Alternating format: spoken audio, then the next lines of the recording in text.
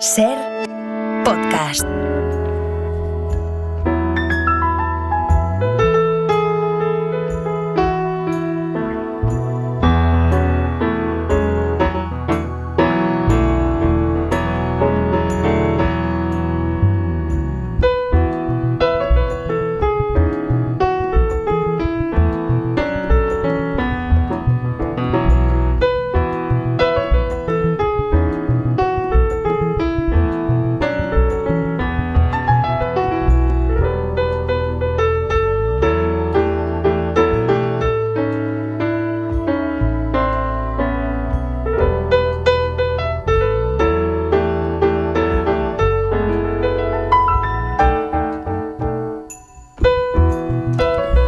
Desde París, como cada mañana de domingo, Marc Bassets, corresponsal de El País en esa capital francesa, nos ayuda a entender un poco mejor el mundo. ¿Cómo estás, Marc? Buenos días. Hola, Javier. Buenos días. Bonjour. Oye, esta semana, Marc, había unos titulares sobre una noticia que tú también creo que has cubierto, que la verdad es que es aterrador. Tiene que ver con el asesinato, la decapitación. Hemos hablado, de hecho, en este espacio alguna vez de ello, del profesor Samuel Paty, que conmovió a Francia y conmovió el mundo.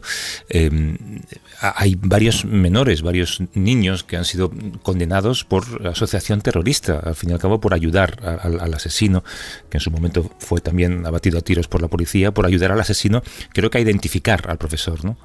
Sí. Esta semana ha concluido el primer juicio relacionado con el atentado, el ataque, el asesinato, la decapitación del profesor Samuel Paty, que un islamista lo decapitó por mostrar las caricaturas de Mahoma que había publicado el semanario satírico Charlie Hebdo unas semanas antes, ¿no? Y esta semana, como digo, terminó el primer juicio, que era a los menores implicados en este atentado. Implicados de dos maneras, porque este atentado fue un engranaje que salió yo creo que salió de control, se perdió el control de ese engranaje y acabó en este atentado, y se ha juzgado a una niña que está en el inicio del engranaje, porque es una alumna que tenía 13 años entonces, que estaba castigada y expulsada 2 o 3 días de la escuela, y como excusa a su padre le dijo que el profesor Paty la había hecho salir de clase porque había mostrado caricaturas de Mahoma desnudo, ¿no? Eso dijo la niña, engañando y mintiendo como excusa. El padre era un musulmán integrista, amigo de un imán fundamentalista,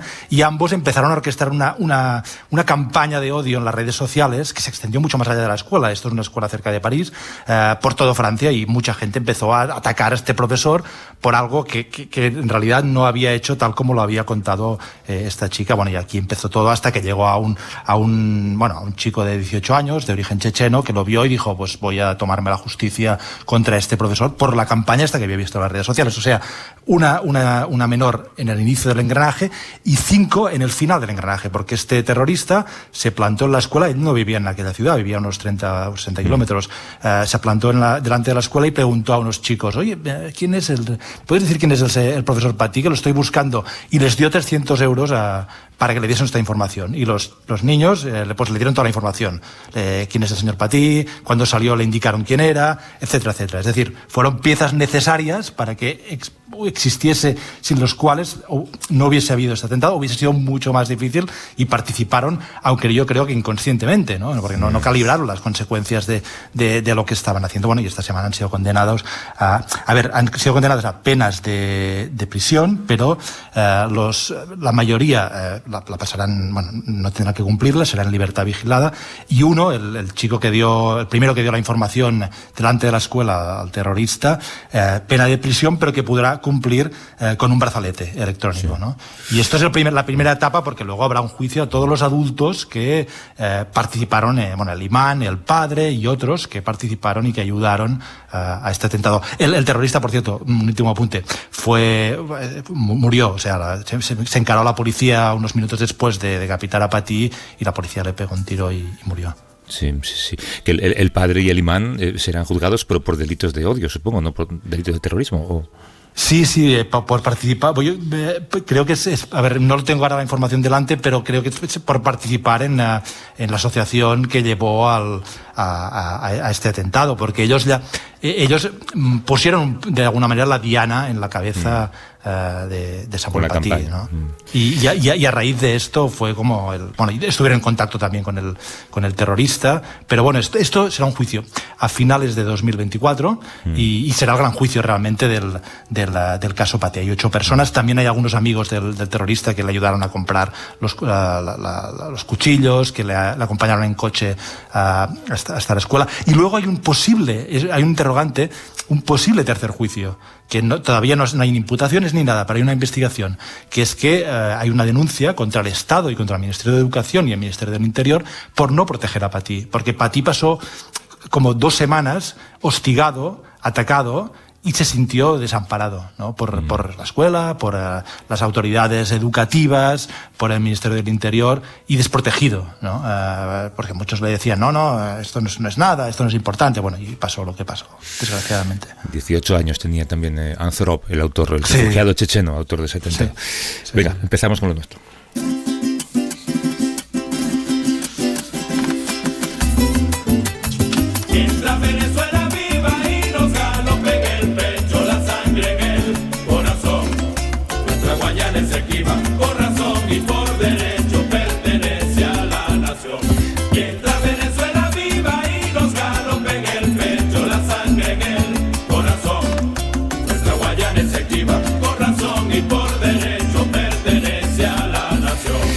La letra de esta canción no podía ser más eficaz, ¿no?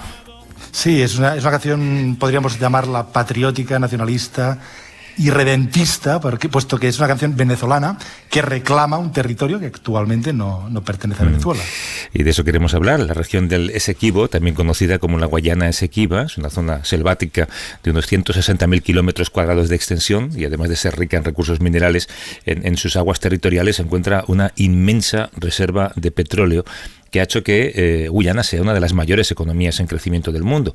Esa zona, sin embargo, lleva años en disputas que van y que vienen entre Venezuela y Guayana. Lo más reciente se debe a que Nicolás Maduro convocó un referéndum consultivo en el que un 95% de los votos estaba a favor de la anexión de esta región. El presidente Ali, que gobierna Guyana desde 2020, ha pedido al gobierno de Caracas que actúe con responsabilidad para resolver con diplomacia esta disputa, que es muy compleja, Marc. Sí. Hace unos años François Heisbourg, que es un especialista francés en geopolítica, un tipo muy lúcido, me parece, publicó un libro que se titulaba La era de los depredadores, para definir nuestra época, ¿no? Si no depredas, te depredan.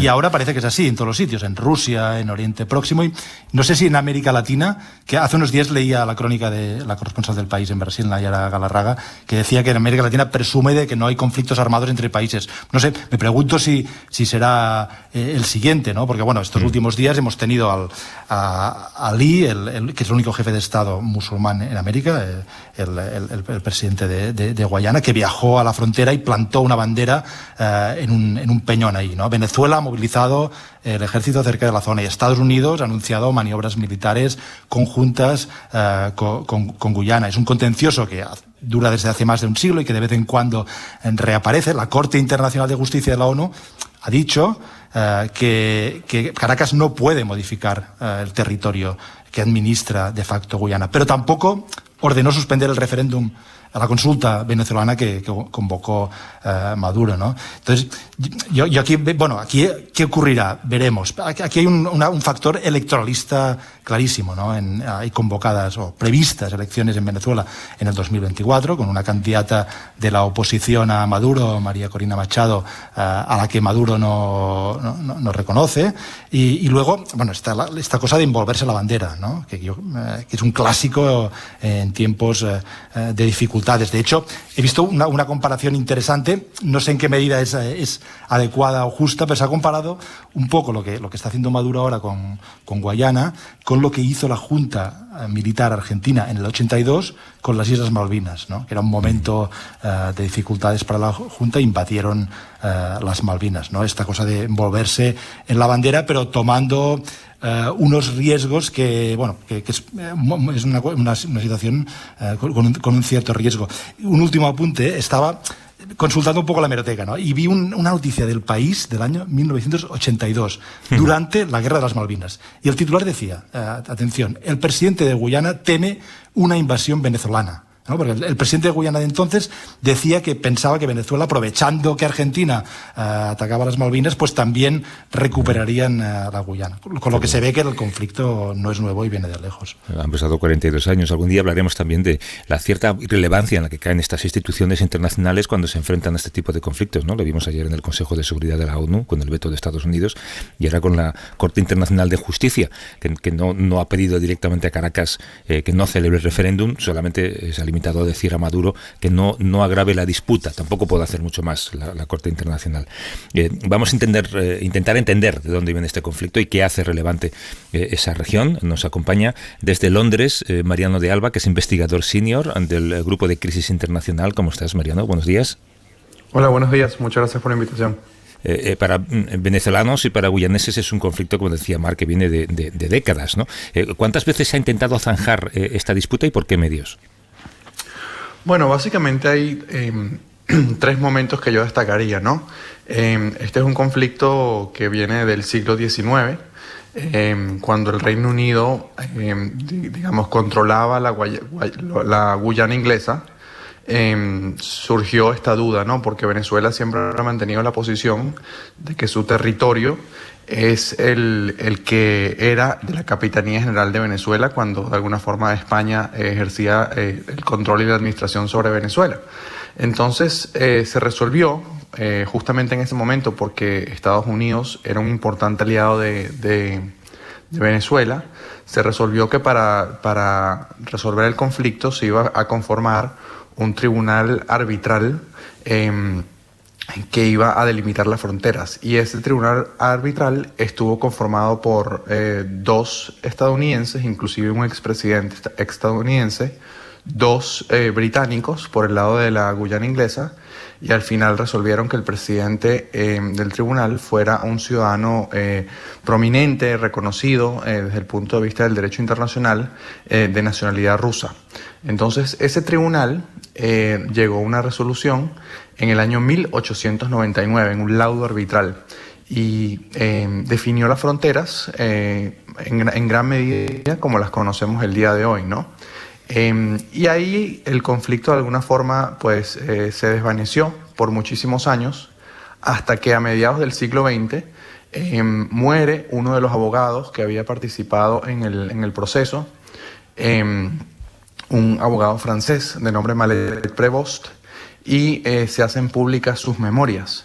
Y cuando eso ocurre, básicamente lo que denuncia el señor Prévost es que, a pesar de que el tratado que llevó a la conformación de ese tribunal señalaba que los árbitros tenían que decidir conforme al derecho, el señor Prévost denunció que básicamente la decisión se había llegado a través de una negociación política. Y a partir de allí, pues Venezuela empieza a hacer una serie de gestiones en Naciones Unidas. Y el segundo momento es cuando en el año 66, justo en las vísperas de que pues, Guyana se independizara del Reino Unido, Venezuela y Guyana firman un tratado en el cual acuerdan, pues, a grosso modo, que la disputa se va a resolver a través de la vía negociada. El tratado inclusive habla de que la solución tiene que ser a través de un mecanismo que sea aceptable y un resultado que sea mutuamente satisfactorio para ambas partes. Entonces allí empieza el segundo momento, negociaciones de muchísimos años. En algún momento, en esa noticia que refería Marc del año 82, es cuando se firma otro tratado que se llama el Protocolo de Puerto España, donde se acuerda congelar la disputa por un número de años. Y al final, en el año 2015, se da el tercer momento, donde Guyana descubre, sobre todo en el área marítima, que ya podemos hablar más adelante, no puede ser delimitada por la Corte por falta de jurisdicción. La Corte solamente se va a limitar al tema territorial. Y entonces en el año 2015 se hace ese descubrimiento, y Guyana con mayor fuerza pues dice: esta disputa hay que cerrarla, y convence al secretario general de la ONU de que refiera la disputa conforme a una interpretación del tratado del año 66 a la Corte Internacional de Justicia. Esa zona marítima, Marc, está llena de petróleo, ¿no? Sí. Y es decir, hay un motivo económico en esta disputa, o en esta última manifestación de esta disputa, ¿no, Mariano? Bueno, yo creo que sí. Obviamente el tema económico ha pesado durante los últimos años, pero al mismo tiempo yo me inclinaría más que lo que viene sucediendo recientemente, como tú bien decías, Marc, tiene un trasfondo político, porque pues si nos limitamos al tema de los recursos, que obviamente es importante, pues también la realidad es que Venezuela, independientemente de ese territorio en disputa, es un país con amplios recursos. Lo que pasa es que en los últimos años no ha podido aprovecharlos, en primer lugar por producto de la corrupción y el mal manejo de su industria petrolera, y pues más recientemente durante el gobierno de Trump, porque Venezuela fue sometida a unas sanciones económicas muy importantes que dificultaron muchísimo e incluso pues aumentaron la corrupción dentro de su industria petrolera. Hay una parte de frontera con Brasil y Lula da Silva ha desplegado una veintena de blindados en esa frontera. ¿Hay posibilidad de que la tensión escale militarmente, tú crees? Yo creo que no, yo creo que es improbable. Ya en las últimas horas conocimos que el propio Lula con el primer ministro de San Vicente y las Granadinas, que es una pequeña isla en el Caribe, lograron convencer al presidente de Venezuela, Nicolás Maduro, y al de Guyana, Irfan Ali, a una reunión el próximo jueves, 14 de diciembre. Yo creo que las posiciones están muy distanciadas, ¿no? Pero de alguna forma creo que la reunión pudiese servir para rebajar las tensiones de las últimas semanas a propósito del referéndum que convocó Venezuela. Venezuela lo que pretende es que Guyana se siente otra vez en la mesa de negociación en su interpretación del acuerdo del año 66, pero obviamente Guyana dice yo el proceso ante la Corte no lo voy a abandonar y quiero que la Corte decida, porque para eso se vienen preparando desde hace muchísimos años. ¿Peligran las elecciones en Venezuela del 2024 después de este referéndum y lo que sucedió los días después, que la Fiscalía ha acusado a varios dirigentes de la oposición de tener una especie de connivencia o complicidad con la petrolera Exxon, ¿no? Bueno, yo creo que hasta ahora no hay una fecha clara, ¿no? Hay un acuerdo con el apoyo de Estados Unidos donde se dice que la elección va a ser en el segundo semestre del 2024. Pero, digamos, peligrar las elecciones nunca ha estado clara si al final se van a hacer o no. Yo creo que Estados Unidos tiene la expectativa de que el gobierno venezolano anuncie la fecha de la elección en el mes de enero del año 2024. Lo que sí es cierto es que el referéndum sobre la disputa con Guyana fue una estrategia del gobierno venezolano fundamentalmente para probar, para testear su capacidad de movilización electoral. Y lo que vimos ese domingo 3 de diciembre es que esa capacidad está bastante debilitada. El gobierno que controla el Consejo Nacional Electoral salió diciendo primero que había habido que una cifra de 10.500.000 votos, cosa que, teniendo en cuenta que eran 5 preguntas, si se hace un cálculo, digamos, aproximado, pudiese hablarse de 2 millones de votantes. Pero el día siguiente salió diciendo que no eran 10 millones y medio de votos, sino 10 millones y medio de votantes, ¿no? Lo que realmente, pues en consulta con varias fuentes, es difícil de ver, ¿no? Porque un movimiento de esa magnitud se hubiese visto claramente en las calles y no fue el caso. Entonces, yo creo que al final lo que sucedió en el referéndum y esa represión esa persecución que usted menciona, que ha venido después, pues lo que demuestra es que para el gobierno de Maduro va a ser muy costoso realizar unas elecciones medianamente competitivas como se comprometió a hacerlo cuando firmó ese acuerdo con la oposición y el apoyo de Estados Unidos en Barbados a mediados de octubre de este año. Claro, y al mismo tiempo, hace solamente un par de días, el Consejo de Seguridad de la ONU abordó este caso a petición de Guyana. No hubo comentarios en qué posición o qué relevancia puede tener esta organización o también la posición de los Estados americanos. Bueno, yo creo que en el caso de la comunidad internacional hay una posición muy clara, ¿no? Que es un llamado a la precaución, inclusive de países aliados a Guyana, como el caso de Estados Unidos y el Reino Unido. El mundo ya está viviendo 2 guerras muy sangrientas, no hay apetito para otra. América Latina tiene muchísimos años siendo una zona donde no hay conflictos armados interestatales, y por lo tanto, en parte esta reunión que se va a realizar la semana que viene entre ambos presidentes es porque hay una presión internacional importante pidiéndole a ambos que se reúnan y que bajen las tensiones, ¿no? La reunión en el Consejo de Seguridad fue cerrada, y de alguna forma no se consideró ninguna medida. Guyana también ha propuesto una resolución en la Organización de Estados Americanos, pero pues luego de que se anunció esta reunión habrá que ver si la situación es discutida o no próximamente. Allí, Guyana sí trata de dejar en claro que Venezuela se está anexionando el territorio en disputa, pero la realidad es que las medidas, los anuncios que ha hecho el gobierno de Nicolás Maduro luego del referéndum han sido, pues obviamente se entiende que sean amenazantes para Guyana, pero han sido en su gran mayoría muy simbólicos, ¿no? Se publicó un mapa, ¿no? Que eso ya había sucedido anteriormente en Venezuela con el territorio incluido, ¿no? Y se nombró una autoridad para la Guayana Esequiba, pero al final pues esa autoridad va a estar funcionando, va a estar despachando desde el estado Bolívar, desde un pequeño pueblo llamado Tumeremo.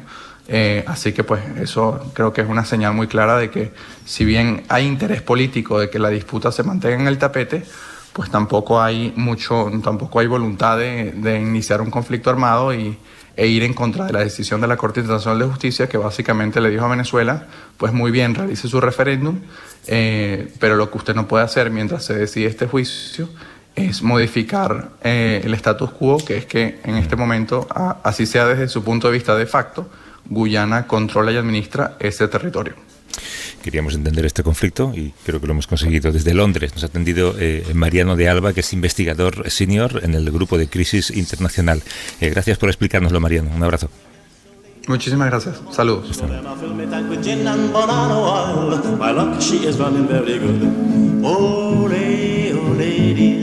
That zebra is red hot, mama. Ole, oh ladies, she is horse in lounge in pajama. I land in the jungle by the teeth of my skin. All the animals crowd around my flying machine. The gorilla walk up and he talk very mean. He put up his mitts, I saw him on the chin. Then gorilla and me we begin. Marc, te dejo hasta la semana que viene, que vamos a hablar de algo que además estoy seguro que a ti te encantaría tener y seguro que te harás con un ejemplar. Cuídate, un abrazo. Un abrazo, Javier, gracias. On Congo I meet the pretty cannibal queen. We are posing for picture for the big magazine. She proposed poker game to pass the time in between. She promised she make me her king if I win. If I lose I wind up in her big soup tureen with a bunch of bananas and a bottle of gin, gin, gin. Para no perderte ningún episodio, síguenos en la aplicación o la web de la SER, Podium Podcast o tu plataforma de audio favorita.